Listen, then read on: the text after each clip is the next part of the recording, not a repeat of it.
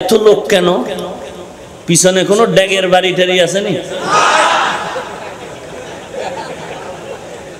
হায় হায়, চতুর্দিকে মেঘাচ্ছন্ন, বৃষ্টির আওয়াজ, অন্তরে অন্তরে খুশি, মাহফিল বুঝি হবে না। কিন্তু টাকা দেখছো, ভেড়া, বকরি, গরু, উট আর দুম্বা জবাই করলেও এত মানুষ হবে না। আজকে বিনা টাকায় বিনা খাওয়ানে যত মানুষ হাজির। এটা কার দয়া? জোরে বলেন। এটা গালি না দেওয়ার বরকত, গালি না দেওয়ার বরকত। তুলনামূলক দেখতেছেন, যারা গালি দিচ্ছেন তাদের পয়েন্ট জিরোতে যাচ্ছে, আর যারা গালি শুনতেছেন ধৈর্য সহকারে আর আল্লাহর কাছে হেদায়েতের দোয়া করতেছেন তাদের প্লাস আর প্লাস, প্লাস আর প্লাস।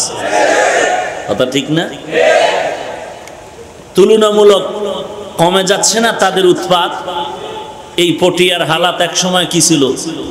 আমিনি বয়ান করতাম,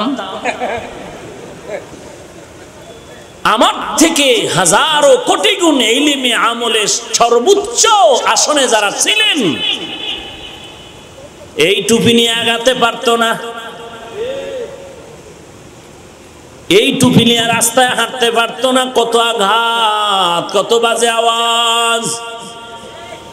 কিন্তু আলহামদুলিল্লাহ এমনও ঘটনা আমাদের নজরে আছে, মাহফিল হতে দিবে না, হতে দিবে না, হতে দিবে না। কেন? বলে হাটাজারির হুজুর আসতে পারবে না, বন্ধ মাহফিল।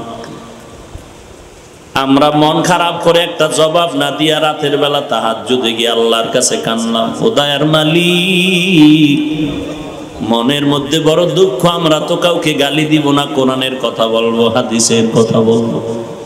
আমাদের মাহফিলটা যারা হতে দিল না, আমরা তাদের জন্য বরদোয়া করি না, দোয়া করি তুমি তাদের হেদায়াত দিয়া দাও। 2 মাস পরে টেলিফোন আসলো, হাফিজ ভাই, যেই লোকটা বলেছে মাহফিল হতে দিবে না, ওই লোকটা এখন বলতেছে 3 দিন মাহফিল করবি, কোনো টাকা লাগবে না, সব টাকা আমি একাই দিব। এই মিথ্যা বলতেছি? প্রমাণ আছে না নাই?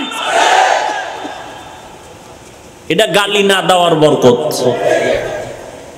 আমরা কাউকে গালি দিব, আমাদেরকে যদি বেশি গালি দেয় আমরা তাদেরকে বেশি বেশি সালাম দিব, বেশি বেশি মহব্বতের কথা বলবো।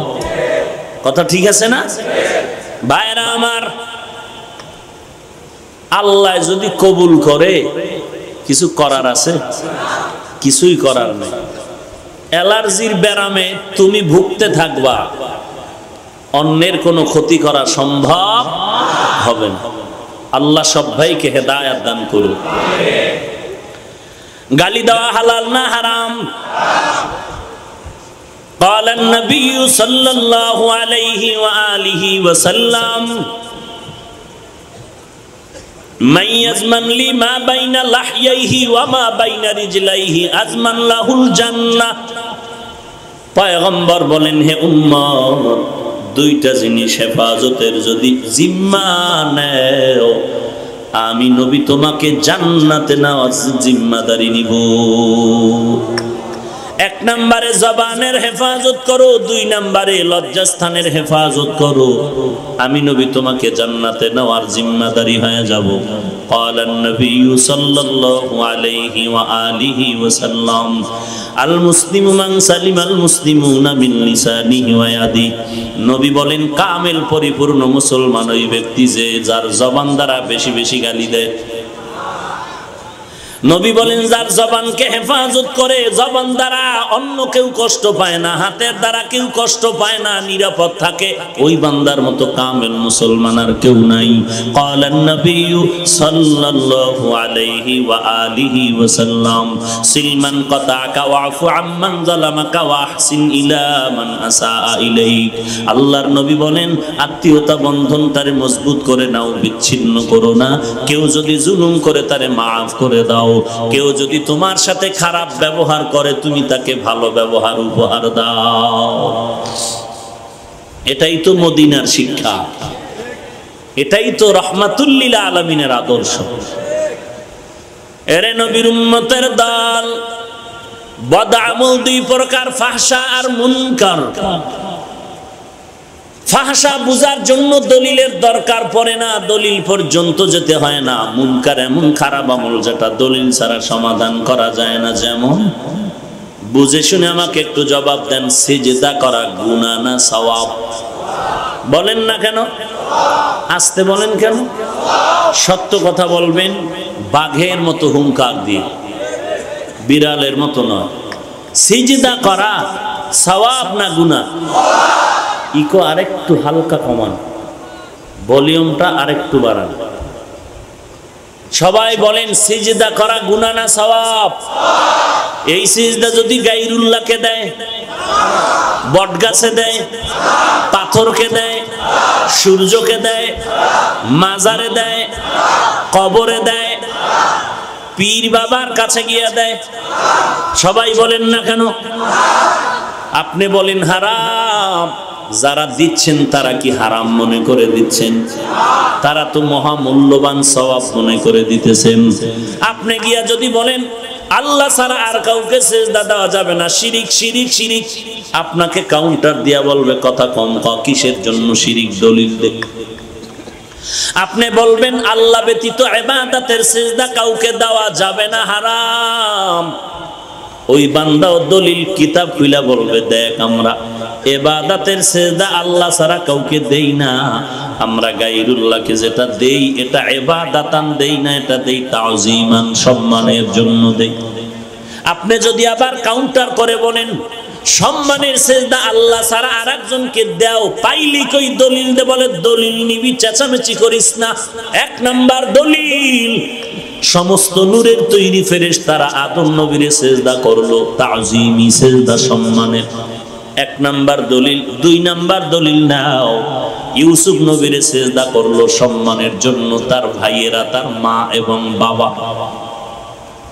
এখন যদি আপনি একটা দেন আর একটা কেটে দেয়, এই মিয়া সাপ ছোট, সাপ কি ছোট মনে করলেও কিন্তু দুর্বল মনে করা যাবে না, খবরদার।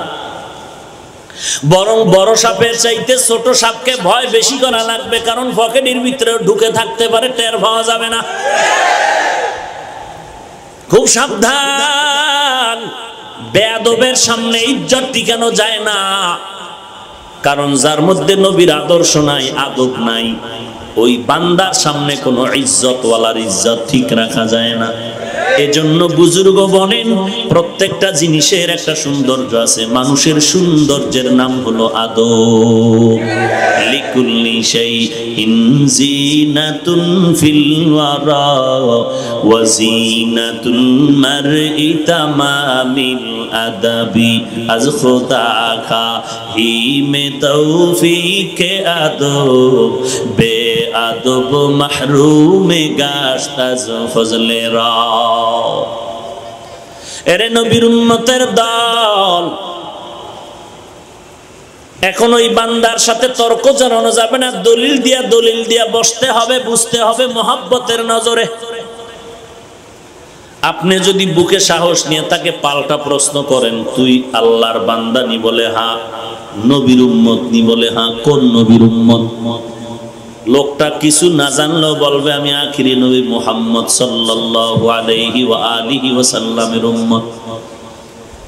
আপনি যদি বলেন শোন, আদম নবীর ঘটনা শুনাইলি, ইউসুফ নবীর ঘটনা শুনাইলি, আমরা তো ইউসুফ নবীর উম্মত না, আদম নবীর উম্মত না, আমরা তো আখিরি নবীর উম্মত। আখিরি নবীর শরীয়ত কি বলেছে জানো? সেজদা তুই সম্মানে করো আর ইবাদতে করো, আল্লাহ ছাড়া আর কাউকে সেজদা করা মুহাম্মদী শরীয়তে জায়েজ নাই। ওই বেদবে তখন কি বলবে? আমি তো শরীয়ত লয়ে দৌড়াই না, আমি তো মারেফতের সম্রাট। তখন কি করবেন?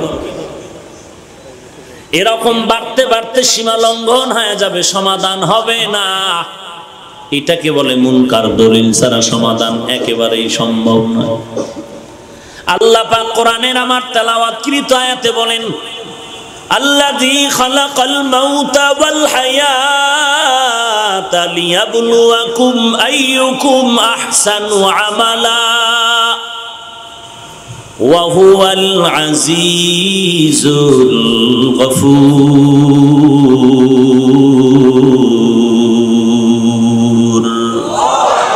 এই কালামে জিন্দা কুরআনে হাকীম হিকমতে উলায়া জালাসতু কদিম জামিউল ইলমি ফিল কুরআনে হাকীম তাকাসারাত আনহু আফহামুর রিজালি। দেখতে নারী চলন বাঁকা, দেখতে নারী চলন বাঁকা। দোষ নাই, কোনো দোষ নাই, কোনো দোষ নাই, এরপরও কেন গালি, এরপরও কেন বিরোধিতা? বলে দেখতে নারী চলন তার বাঁকা। স্বামী বড় বুজুর্গ আল্লাহওয়ালা, স্ত্রীর কাছে মোটেই পছন্দ হয়। একদিন আল্লাহর বান্দি তাকায় দেখে জোনাকির আলোতে শূন্যের উপর এক পাগড়িওয়ালা ঘুরে। ম্যাডাম মনে মনে কয়, এমন এক বুজুর্গ যদি আমার স্বামী হইতো কপাল খুলে যাইত। রাতের আধারে ইবাদতখানার থেকে বুজুর্গ স্বামী যখন ঘরের মধ্যে চলে গেল, স্বামীর দিকে তাকায় স্ত্রী বলে, তুমি কিসের বুজুর্গ হইলা? আজকে এক বুজুর্গ দেখলাম শূন্যের উপরে জোনাকির আলোতে ঘুরতেছে ঘুরতেছে ঘুরতেছে। আল্লাহর বান্দা বুজুর্গ বলে, ও সব বিবি তুমি দেখছো নাকি? বলে হ্যাঁ দেখেছি। ভালো করে দেখেছো? বলে হ্যাঁ। বলে মনে যদি কিছু না নেও ঘটনা প্রকাশ করে দিলাম, ওই বুজুর্গই তো আমি ছিলাম। ম্যাডাম কয়, এই জন্যই তো দেখলাম পাও একটা বাঁকা হয়ে আছে। দেখতে নারী চলন বাঁকা। যুবতী মেয়েটাকে যুবক বারবার ডিস্টার্ব করে। সুন্দরী মেয়েটা ডাক দিয়া কয়, রে যুবক কি ক্ষতি করলাম, আমার ডিস্টার্ব কেন করো? কয় কোনো ক্ষতি তুই আমার করো না, তো ডিস্টার্ব কেন করো? বলে তুই এত সুন্দরী কেন, তুই এত সুন্দরী কেন? এটাই তো মুসিবতের কারণ। কওমিরা তো বিরোধিতা কেন, তাবলীগের বিরোধিতা কেন, চরমনার বিরোধিতা কেন, হাফিজুর রহমানের বিরোধিতা কেন, হাটহাজারীর হুজুরের বিরোধিতা কেন? কোনো দোষ নাই, কোনো দোষ নাই। তোমাদের বয়ানে এত লোক হয় কেন? আমগো বয়ানে এত লোক হয় না কেন? 13টা উট জবাই করে কাট করে ধুইছি স্টেজের পিছে, এরপর লোক পাই না কেন? মাথা গরম।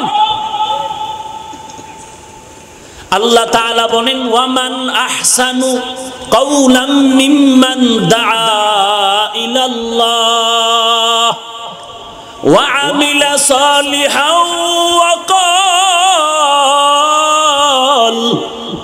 ওয়া ক্বালা ইন্নানি মিনাল মুসলিমিন।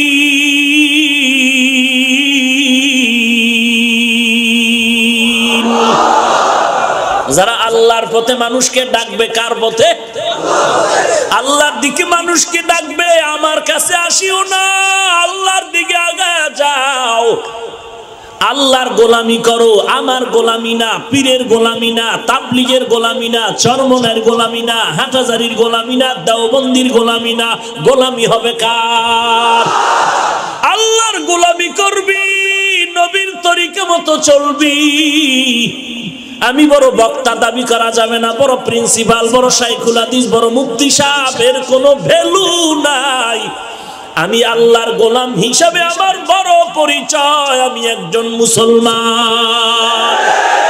মুসলমানি বাওয়াদ গর্দান নেহাদান এনানি খুদ বদসতে খাজা দাদান গর্ব সুরত আদমি ইনসাবুদে আহমদ পু জাহলো হামেক সাবুদে আদমিরা আদমিয়ত লাজেমাস্ত উদরাগর বুনা বশুদ হই জামাস। আল্লাহ সবাইকে হেদায়েত দান করেন। আল্লাহ পাক বলেন, আমি আল্লাহ মৃত্যু এবং জীবন দিলাম পরীক্ষা করে দেখব কারা আহসানু আমালা, উত্তম আমল করে। না দরকার নাই, ডিস্টার্ব করিয়েন না। আল্লাহ বলেন আমি দেখবো কারা উত্তম আমল করে, ভালো আমল করে। আল্লাহ বলেন না আইয়ুকুম আকসারু আমালা, আল্লাহ বলেন আইয়ুকুম আহসানু আমালা।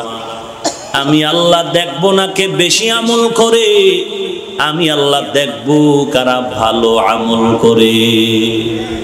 বেশি আমল না ভালো আমল, কারণ বেশি আমলের দাম নাই। 500 বছরের ইবাদত করনে ওয়ালা আবেদ, নবী বলেন হাসরের ময়দানে আল্লাহ বলবেন জান্নাত চাওনি? বলে অফকোর্স জান্নাত চাই না তো ইবাদত করলাম কেন? বলে কিসের বিনিময়ে চাও? বলে আমার 500 বছর ইবাদতের বিনিময়ে জান্নাত চাই। আল্লাহ বলবেন ও ফেরেশতা বান্দার একটু সামন দিকে নিয়ে যাও। হঠাৎ দেখবে গরম হাওয়া, জাহান্নামের গরম হাওয়া, গরম হাওয়ার কারণে কলিজা শুকায় যাইতেছে, পানি পানি পানি বলে চিৎকার দেয়। আল্লাহ কয় ফেরেশতা এক গ্লাস পানি নিয়ে বান্দার সামনে রেডি হয়ে দাঁড়ায় থাক। আল্লাহর এক ফেরেশতা এক গ্লাস পানি নিয়ে বান্দার সামনে দাঁড়ায় যাবে আর বলবে আমাকে পানি দাও, পানি দাও, পানি।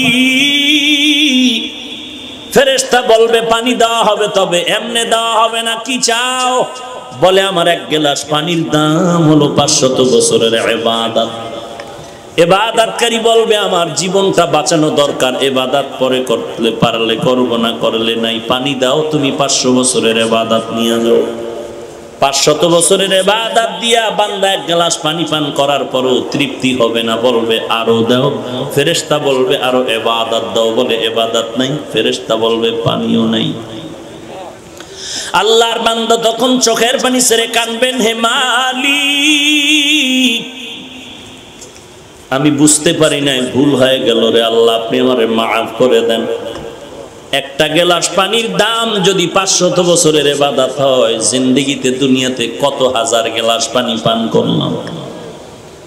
ও আল্লাহ আমার ইবাদত দিয়া জান্নাত পাওয়ার কোনো উপায় নাই, আপনার রহমত চাই, আপনার দয়া ছাড়া জান্নাত পাওয়া যাবে না। আল্লাহ বলেন ঠিকই তুমি বলেছো, আমার দয়া ছাড়া কেউ জান্নাত পাবে না। আম্মা জান আয়েশা বলেন নবী আপনি? নবী বলেন আমি আল্লাহর দয়া ছাড়া জান্নাত পাবো না। নবীরে নবী কে বানাইছেন? কথা বলেন না কেন? নবীর নবুয়ত কে দান করেছেন? নবীজির জিন্দেগিতে যা প্রয়োজন হতো নবীজি কোন মাজারে গিয়া চাইতেন? কথা বলেন না কেন? কার কাছে চাইতেন? নবী আল্লাহর কাছে ঠেকা নয় না, আল্লাহ নবীর কাছে ঠেকা? আল্লাহ পাক রব্বুল আলামিন বলেন ইয়া আইয়ুহান নাবিয়্যুত্তাকিল্লাহা ওয়া লা তুতি'ল কাফিরিনা ওয়াল মুনাফিকিন। ও নবী আপনার কোনো গুনাহ নাই, সব মাফ। পেছনেও নাই, সামনেও নাই, মনে মনে ভাববেন তাও মাফ। ইন্না ফাতাহনা লাকা ফাতহাম মুবিনা লিয়াগফিরা লাকাল্লাহু মা তাকদ্দামা মিন যামবিকা ওয়া মা তাআখার ওয়া ইউতিম্মা নি'মাতাহু আলাইকা ওয়া ইয়াহদিয়াকা সিরাতাম মুস্তাকিমা। তারপর আল্লাহ কয় নবী আপনি ভয় করলে আমি আল্লাহকেই ভয় করবেন, আমি আল্লাহরে ভয় করেন। কাফের মুনাফিক বেঈমানের অনুকরণ করবেন না। ওই নবীর প্রয়োজন হলে যদি আল্লাহর কাছে চাইতে পারে, হে মুমিন তুমি কেন আল্লাহর কাছে চাও না? আল্লাহরে কি তোমার পছন্দ হয় না এই জন্য চাও না, নাকি আল্লাহ দিতে পারে না এই জন্য চাও না? যদি বলো না আল্লাহরে পছন্দ লাগে, আল্লাহ দিতেও পারে, চাও না কেন? ভিন্ন কোনো অজুহাত দিও না, তওবা করে তুমি আল্লাহর দিকে ফিরে যাও।